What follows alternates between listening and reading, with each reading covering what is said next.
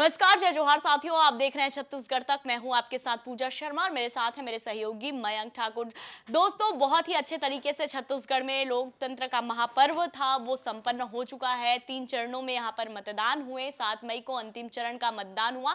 Voting काफी जमकर हुई, प्रतिशत भी बढ़े। लेकिन जो सबसे खास बात है, जिन 2 जगहों की अगर हम यहाँ पर बात करेंगे वो काफी इंटरेस्टिंग सीटें हैं, क्योंकि एक तरफ खुद सीएम साय का जो है वो प्रतिष्ठा दांव पर लगी थी, सीएम साय की प्रतिष्ठा दांव पर लगी थी, तो वहीं दूसरी ओर पूर्व सीएम रह चुके भूपेश बघेल की भी प्रतिष्ठा दांव पर लगी थी। अब उनकी प्रतिष्ठा कैसे दांव पर लगी थी मैं आपको जरूर बताऊंगी। हालांकि भूपेश बघेल यहां से चुनाव नहीं लड़े, पाटन उनका गृहग्राम है और उस विधानसभा क्षेत्र से वो आते हैं।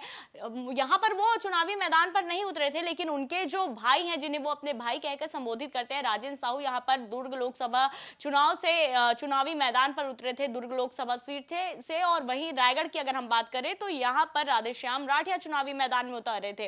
रायगढ़ एक ऐसी लोकसभा सीट है जहां पर सीएम विष्णुदेव साय लगातार सांसद बनते आए हैं और बीजेपी की प्रतिष्ठा और बीजेपी की जड़ों को जो मजबूत करने का काम किया वो विष्णुदेव साय ने किया। और उनके लोकसभा क्षेत्र में, मतलब जहां पर से वो सांसद रह चुके हैं, वहां पर हुई है बम्पर वोटिंग पिछले बार की तुलना में। यानी पिछले बार 71% कुछ ज्यादा वहां पर वोटिंग हुई थी, लेकिन इस बार ये आंकड़ा बढ़ा और 79% तक ये आंकड़ा पहुंच गया है, यानी कि बम्पर वोटिंग। अब ऐसा कहा जाता है कि बम्पर वोटिंग जब होती है तो बदलाव की एक लहर होती है।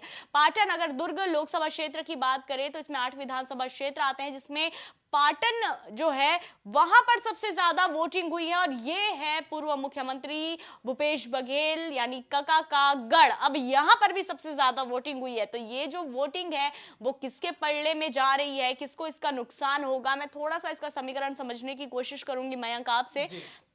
देखिए, 7 सीटों पर कल, अगर हम सिर्फ कल के चुनाव की बात करें, 7 मई को 7 चरणों पे जो चुनाव हुए हैं 7 सीटों पर, उसकी अगर हम बात करें तो ये 2 जो सीटें हैं बहुत महत्वपूर्ण इस लिहाज से भी हो जाती है मैं, क्योंकि दोनों ही मुख्यमंत्रियों का, एक पूर्व मुख्यमंत्री का गढ़ है तो एक वर्तमान मुख्यमंत्री का गढ़ है, जिन्होंने बीजेपी की पैठ यहां पर मजबूत की। इन दोनों जगहों पर बम्पर वोटिंग हुई, इसका कितना कुछ मायने आप समझ पा रहे हैं? बिल्कुल पूजा, जिस तरह की जो चर्चा हम आगे बढ़ाते हैं, क्योंकि दोनों ही मुख्यमंत्री का क्षेत्र है, हम बात करते हैं रायगढ़ की, क्योंकि रायगढ़ जो है वहां पर कांग्रेस को छत्तीसगढ़ बनने के बाद से अब तक जीत का इंतजार है। ये बात अलग है, छत्तीसगढ़ बनने के पहले इस सीट से और भी पूर्व के जो छत्तीसगढ़ के पहले मुख्यमंत्री हैं अजीत जोगी, वो भी सांसद रह चुके हैं। यानी रायगढ़ के साथ दुर्ग की बात हम जरूर कर रहे हैं, लेकिन अजीत जोगी की बात भी इसमें शामिल की जानी चाहिए, क्योंकि रायगढ़ क्षेत्र से अविभाजित मध्य प्रदेश के समय अजीत जोगी भी सांसद रह चुके हैं। उनको उसके बाद वो सीट लगातार बीजेपी के कब्जे में रही। रायगढ़ पे छत्तीसगढ़ बनने के बाद से अब तक कांग्रेस को जीत का इंतजार है,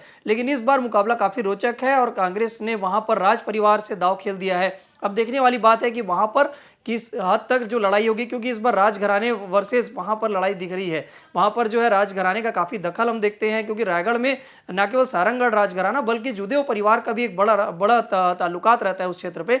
लेकिन वहां पर कहीं ना कहीं जो सीएम विष्णुदेव साय की प्रतिष्ठा दांव पर लगी है। वही जो बात करते हैं पाटन क्षेत्र की, पाटन यानी दुर्ग लोकसभा में हमेशा चौंकाने वाले नतीजे आते रहे हैं, क्योंकि हमने देखा है कि जब छत्तीसगढ़ में पूरी की पूरी सीटें बीजेपी जीत गई थी, उस दरमियान 2014 पे एक सीट मिली थी कांग्रेस को, वो भी दिग्गज नेत्री सरोज पांडे को, जब ताम्रध्वज साहू ने हरा दिया था। और वही साहू कार्ड कमोबेश इस चुनाव में भी कांग्रेस ने खेला है। ये बात अलग है, इस बार जो है राजेंद्र साहू पहली बार लोकसभा चुनाव जरूर लड़ रहे हैं, लेकिन राजेंद्र साहू के पास संगठन का बड़ा तजुर्बा है और साहू समाज का वोट बैंक बड़ा खेल कर सकता है। इसकी भी गाहें बगाहें कहीं ना कहीं समीकरण बनते दिख रहे हैं, क्योंकि साहू समाज के कुछ टिकट जो है लोकसभा के दरमियान बीजेपी ने काटे हैं और उसको लेकर भीतर खाने में यह बात जरूर आ रही है कि साहू समाज कुछ हद तक बीजेपी से नाराज चलता दिखा है। अब देखने वाली बात है कि ये जो समीकरण है कितना हद तक फिट बैठता है। लेकिन दुर्ग लोकसभा की बात करें तो यहां पर साहू वर्सेस कुर्मी का मुकाबला ही देखने को मिला है और यही वोट बैंक निर्णायक वोट बैंक की भूमिका में रहते हैं। बात की जाए पाटन विधानसभा की, तो पाटन विधानसभा में पिछले जब लोकसभा के चुनाव जिसमें जो है विजय बघेल सबसे ज्यादा लीड से जीत कर आए थे छत्तीसगढ़ की 11 सीटों में, तो सबसे कम अंतर से वो पाटन से ही जीते थे। यानी पाटन लोकसभा में एक तरह से माना जा सकता है कि भूपेश बघेल का प्रभाव काफी बड़ा है। और अभी हमने देखा हाल ही में जो विधानसभा चुनाव हुआ था तो उसमें काका भतीजे की लड़ाई होती दिखी थी, जिसमें भतीजे यानी विजय बघेल फिर से लोकसभा चुनाव लड़ रहे हैं। लेकिन उस क्षेत्र पर जो भूपेश बघेल का दबदबा है वो फिर से कायम रखना कितनी बड़ी चुनौती होगी ये तो समय बताएगा। लेकिन यहाँ पर निश्चित तौर पर भूपेश बघेल की भी प्रतिष्ठा दांव पर लगी है, अगर वहां पर के वोटिंग परसेंटेज अगर लोकसभा में शिफ्ट हो जाते हैं बीजेपी को तो।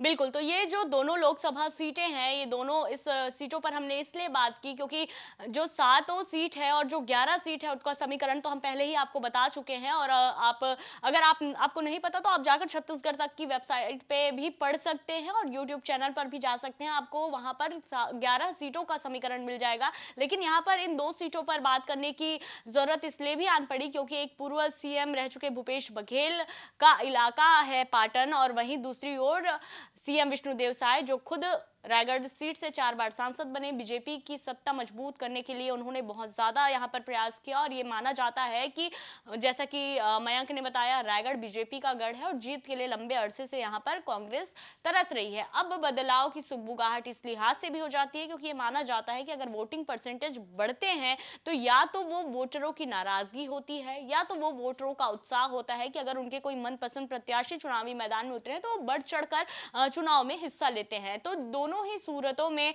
यह देखना बेहद दिलचस्प होगा कि 4 तारीख को क्या बदलाव इन 2 सीटों पर सामने निकल कर आते हैं। तो फिलहाल इस रिपोर्ट में इतना ही साथियों। छत्तीसगढ़ से जुड़ी ऐसी तमाम खबरों से अपडेट रहने के लिए देखते रहिए छत्तीसगढ़ तक, और मुझे और मेरे सहयोगी मयंक को दीजिए इजाजत। जय जोहार, नमस्कार।